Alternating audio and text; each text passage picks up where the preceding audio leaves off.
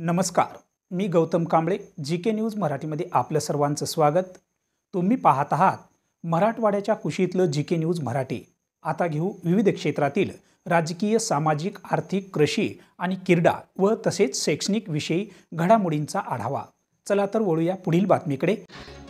जागतिक वसुंधरा दिनानिमित्त अपारापेठचे वनपरिक्षेत्र अधिकारी उमेश ढगे व पत्रकार गोकुळ भवरे, फुलाजी गरड, नसीर तगाले यांनी संतागार वृद्धाश्रम किनवट येथे भेट देऊन संतागार वृद्धाश्रमाचे अरुण आणे व करुणा आणे यांच्या उपस्थितीत वृक्षारोपण करून वृक्षरोपट्याची भेट देऊन संतागार वृद्धाश्रमातील वयोवृद्ध पुरुष महिलांसोबत विरंगुळा म्हणून गप्पागोष्टी करत त्यांना फळाचे वाटप करून जागतिक वसुंधरा दिन साजरा केला आहे.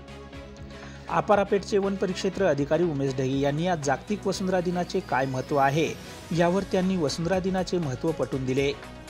वाढत्या प्रदूषणामुळे आणि वाढत्या तापमानामुळे जमिनीची होणारी धूप हे लक्षात घेता पृथ्वी दिवसेंदिवस धोक्यात येत आहे. त्यासाठी पृथ्वीवरील धूप आणि प्रदूषण रोखायचे असेल तर प्रत्येकाने किमान 5 झाडे लावून ती झाडे जगवली पाहिजे. हे आपले कर्तव्य समजून ते कर्तव्य परिपूर्ण पार पाडले पाहिजे, तरच जागतिक वसुंधरा दिनाचे महत्त्व आणि वसुंधरा दिन खरा ठरेल, असे ते यावेळी बोलत होते. या प्रसंगी संतागार वृद्धाश्रमातील सर्व वयोवृद्ध महिला व पुरुष हे उपस्थित होते. Bureau report, GK news, Kinwat, Nanded. एक कुठेतरी मनामध्ये चालू होतं 2-4 महिन्यापासून की दादाच्या कार्याला भेट द्यावी, दादाच्या कुटुंबाला भेट द्यावी. मनात इच्छा होती. आज जागतिक वसुंधरा दिनानिमित्त मी वेळातला वेळ काढून मी म्हणलं दादाची सकाळी परवानगी घेतली. दादा म्हणलं मला थोडी भेट द्यायची आहे. ते म्हणे साहेब या, तुमचं स्वागत आहे. खरंच दादा तुमच्या दोघांचं मनापासून आभार आहे आणि तुमचं करावं तेवढं कौतुक कमी आहे.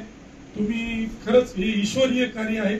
तुमच्या या कुटुंबाला, परिवाराला माझ्याकडून खूप खूप शुभेच्छा. आणि आज आपण जागतिक वसुंधरा दिनानिमित्त एकत्र जमलो, त्याचा आपण रोप देऊन आणि रोप लागवड करून त्याचा त्या दिनाचा आपण आनंद साजरा करूया. तर सगळ्यांना आरोग्यमय शुभेच्छा माझ्याकडून आणि आपल्या कार्याला माझा कोटी कोटी सलाम आहे. जय हिंद, जय भारत. तुम्ही पाहत आहात महाराष्ट्राच्या कुशीतलं जीके न्यूज मराठी. सात जनतेची, भूमी महाराष्ट्राची.